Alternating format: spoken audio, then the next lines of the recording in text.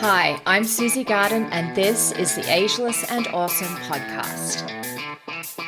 I'm an age-defying naturopath and clinical nutritionist, and I'm here to bust myths around women's health and aging so that you can be ageless and awesome in your 40s, 50s, and beyond. The Ageless and Awesome podcast is dedicated to helping women through perimenopause and menopause with great health, a positive mindset, and outrageous confidence. Hit subscribe or follow now, and let's get started. Hello, gorgeous one, and welcome to this week's episode of the Ageless and Awesome podcast. I'm Susie Garden, your host. I'm a perimenopause naturopath, weight loss nutritionist, and proud perimenopause survivor. And this week, I am continuing, our little series on metabolism.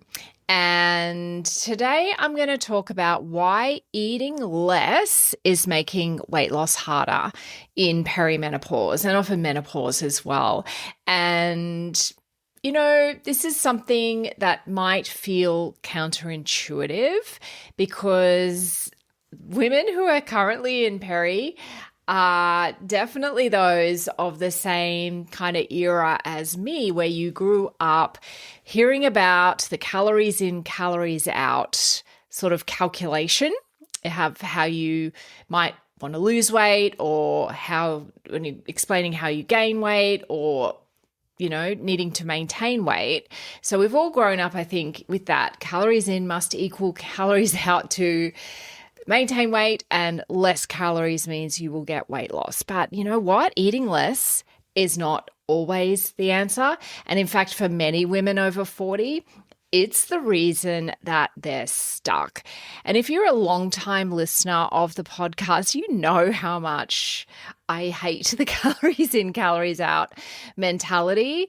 It's certainly something that I've had a lot of experience with just as a human, as a woman.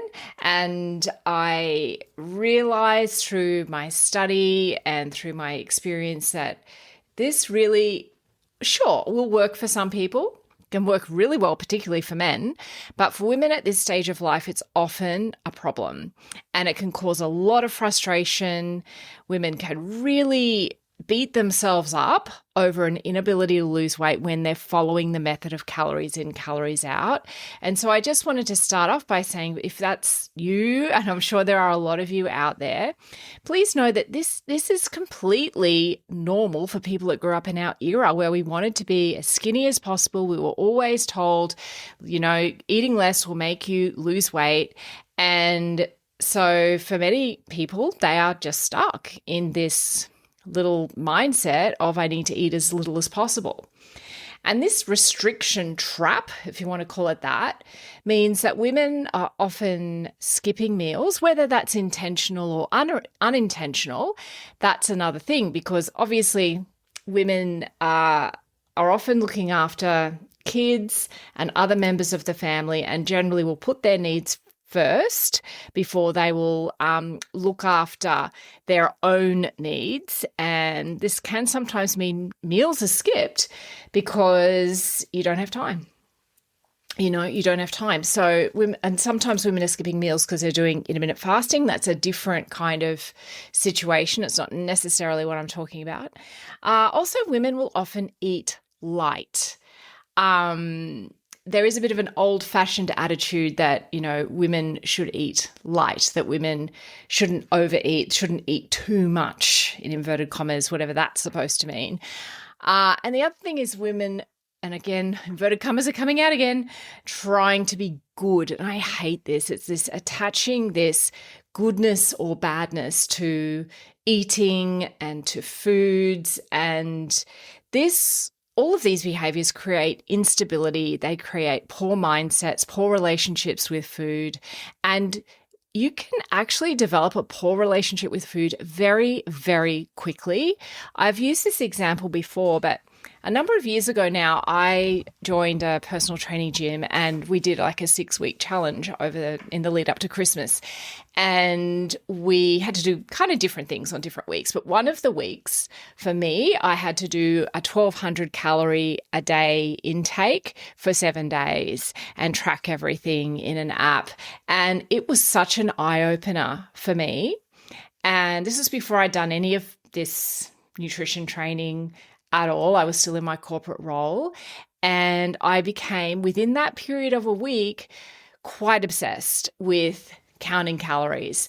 And I was so hungry. I was so hungry that week, but I refused to eat more than 1,200 calories a day. And when I got to the end of that week, I just wanted to keep going because I thought it was going to give me a result. I didn't actually lose any weight. I was just hungry. I was irritable. I was grumpy. It was not good. And I found myself getting quite obsessive about tracking these calories.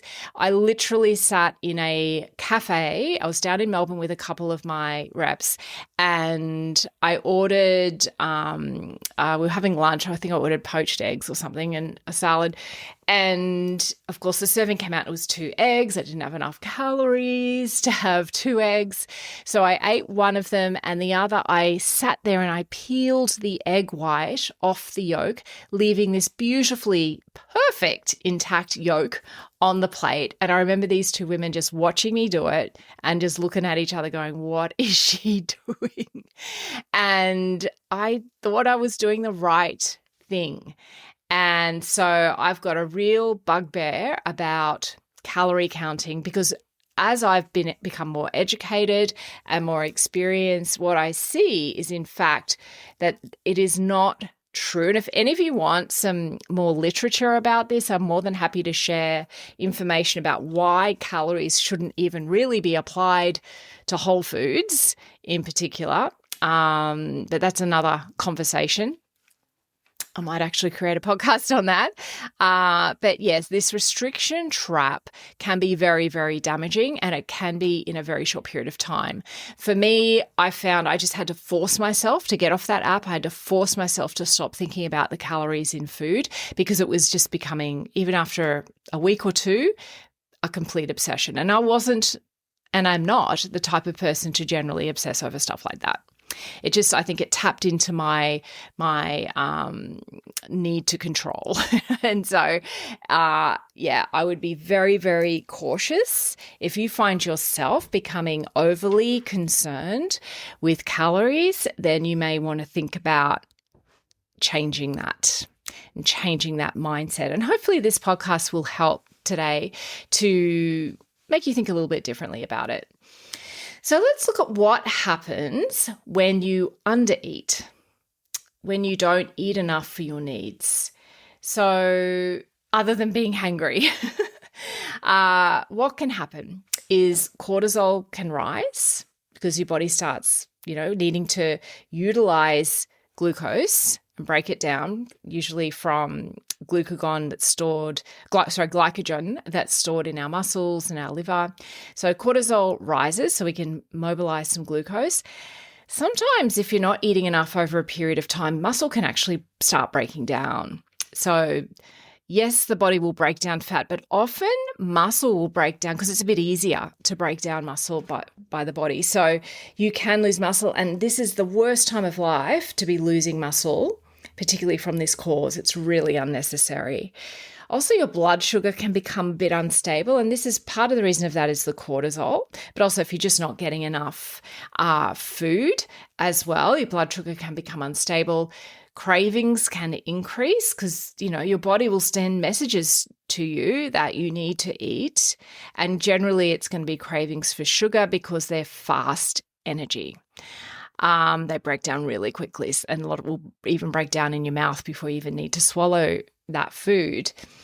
And your metabolism can slow down because your body starts to go, oh, are we in a famine here? Your body and your nervous system has not evolved enough to know that we can have food whenever we want in our Western society. So all it knows, it's feeling like food has reduced and body systems are responding to that. And so your metabolism can slow down because it's wanting to conserve energy. And remember from last week's podcast, I explained metabolism is about energy management. And when you think about energy, you're probably just thinking about how you feel, whether you have energy or you don't have energy, you're feeling fatigued. But energy in the body, we use energy 24/7 in chemical reactions that are going on in the body that you are not even aware of. Even when we're asleep, we have a lot of little processes going on in our body. We're building hormones, we're repairing tissue, there's a lot going on.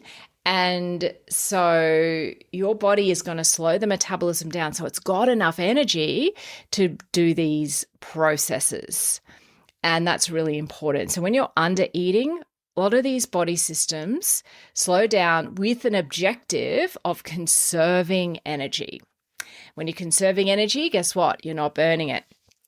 And that can really be one of the reasons that women can struggle to lose weight in this time of life if they're calorie counting and if they're restricting quite significantly. And why this can be worse in perimenopause is because hormones are already fluctuating. As we know, our estrogen is surging and dropping. Our progesterone generally just tends to go one way, which is down. And our progesterone, actually both progesterone and estrogen are quite calming for the brain. But the lack of progesterone or loss of progesterone is also quite destabilizing for the HPA axis. So that's our stress response. It's also our relaxation response. So it gets destabilized. So our stress response can be heightened.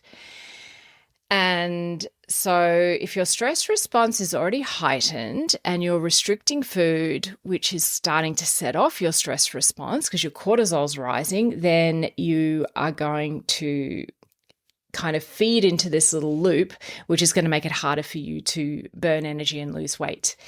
And also your recovery is a little slower. So you may find that energy is low, you're feeling fatigued. So many women come to me feeling fatigued, and sometimes it's just because you're not eating enough. Your body is way less tolerant of restriction at this time of life. So what do you do instead? What do you do instead where everything you're reading is to well, in fact, there's so much out there at the moment that's just crazy, but a lot of it is around restriction and food restriction and maybe having weight loss shakes or something like that so that you're just reducing calories. And as we've talked about today, that's not, for many women, going to be the answer. Because the other thing, which I probably haven't mentioned, which I will mention now, is that when you're in this state and you've got this heightened stress and you have got this heightened cortisol is a blocker to weight loss. You can also have inflammation in the body, and many women do. I mean, even if you don't feel like, well, I don't have joint pain or whatever, inflammation can manifest in many, many different ways, such as, yes, joint pain, but it could also be fatigue. It can also be brain fog. It can also be puffiness. So fluid retention. There's a whole bunch of signs of inflammation that you may not be aware of. And inflammation is absolutely a blocker to weight loss as well. So you can restrict all you like, but if your body's inflamed, then you're going to find it really hard to lose weight. So what to do instead? Firstly, eat enough. Eat enough. It's really surprising to me how many women come to me wanting to do GLOW protocol and they are really prepared for restriction. And I have so many women say to me, oh my gosh, there's so much food. How am I going to eat all of this food? And so, food selection, so the actual foods that are selected are so much more important at this time of life, but they also are going to really nourish your body well. So if you're eating enough of the right foods, you're going to feel so much better. You're going to be able to build your hormones and you will actually lose weight because your body feels safe, Number two is prioritizing protein. And I know you're probably hearing a lot about protein at the moment. It's all over social media. It's all in the lay press. It's a little bit out of control, to be fair. And you're hearing so many different kind of, calculations of how much protein you should be eating. Some of them are weight-based, so some things that I've read that you should be having anywhere between 1.2 to 1.6 to even 2 times the amount of your body weight in protein per gram. Sorry, let me put that a little bit. Let me recalculate that for you. 1.2 to say 2 grams of protein per kilo of body weight. Not your actual body weight. So that's 2 grams per kilo actually is a lot. It's a lot. And maybe if you're doing a lot of training and a lot of weight training, maybe that's appropriate. But again, everything is contextual. Everything is about what is the right amount for each individual person. And because we're seeing so many different numbers being thrown around, it's causing a lot of confusion. So I am hearing 1.2, 1.6, 2x grams of protein per body weight. And yes, we do want you to prioritize protein, but if you have too much, your body's just going to get rid of it. So you're kind of wasting yourself. And a lot of the time I'm finding women are getting that protein from protein powders. And I'm not anti-protein powder at all, but if you're having 2 meals a day or having 2 protein shakes a day to try and get your protein up to 2x. The other thing I know a lot of people are doing are using collagen. Now, you do have to be mindful that collagen is not a complete protein. It's only 3 amino acids. So you don't want to get more than 30% of your protein from collagen because then you become unbalanced. And so prioritizing protein is important, but you really need to know what is the right amount for your body. Another method of calculating this I've heard recently, which I actually quite like, is 30 grams per meal and 3 meals a day. Now, I do like this. That gives you like 90 grams. So again, depending on your body weight, if your body weight is over 100, that's probably not going to be enough. So again, you just need to have an idea, ideally some professional advice if you're wanting to lose weight so you can do it in a way that's sustainable. But protein is super important. Regular meals, really important. So I always advocate for 3 meals a day, no snacks, so we can really manage our blood sugar and insulin in those 5 to 6 hours of fasting in between meals, and that will really help you get into a fat burning mode. Regular meals also means the body has predictability, and we know the body likes to feel safe. We know the body loves predictability. Balance out your carbs. So you don't necessarily have to go on a low carb diet, definitely low simple carbs. You want more complex carbs. Simple carbs tend to just disappear in your mouth, and they're just going to spike your blood sugar, and that's going to spike your insulin, and then you're going to get hungry. So you want them to be pretty balanced, and you want to be supporting your metabolism. So food is a big part of this, but also movement is pretty important as well. And I mean, many people have kind of limitations with their movement. I have a couple of chronic injuries from when I was a nurse, and so I have to be really careful what I do. But I've had those injuries for a long time, so I kind of know how to manage that. If you are not sure, then obviously go and see a professional, a physio, an osteo, a chiro, exercise physiologist, to find out what the best things are for you to do to support your body so that you're not further injuring yourself and so that you can support your metabolism with movement. So if this resonated with you, this is exactly the kind of thing I address inside the Glow protocol. So if you're interested in learning more about that, you can just book a free peri-weight loss assessment. The link is in the show notes. It's a 30-minute call with me.